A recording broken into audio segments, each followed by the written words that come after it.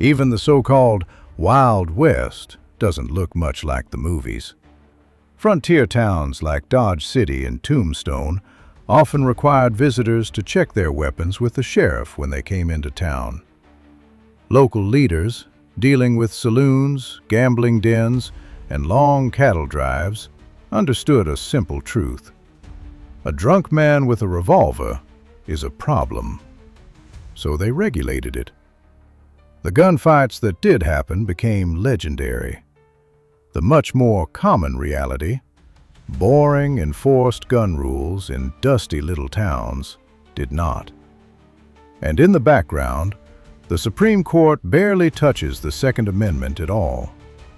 For most of the 19th century, it's not treated as a big, freestanding individual right that applies to every gun law. It's a quiet piece of constitutional furniture.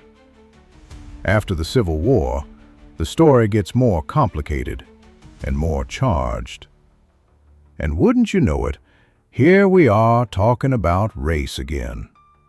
4 million enslaved people are suddenly free, at least on paper. They are citizens, and many arm themselves for protection, especially in areas where white supremacist violence is rampant. Southern states respond with black codes and later Jim Crow laws, some of which specifically target black gun ownership. Disarming freed people becomes part of the broader project of reestablishing racial control. At the same time, Congress passes the 14th Amendment, promising that states can't deprive citizens of their rights without due process.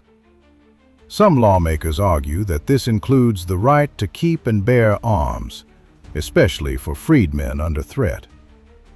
But the Supreme Court is reluctant to use the 14th Amendment to expand federal protection of rights.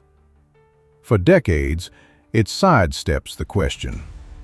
As a result, the Second Amendment remains, in practice, something that mainly limits the federal government, not the states. To learn about the history of the Second Amendment, check out the full documentary in the description below.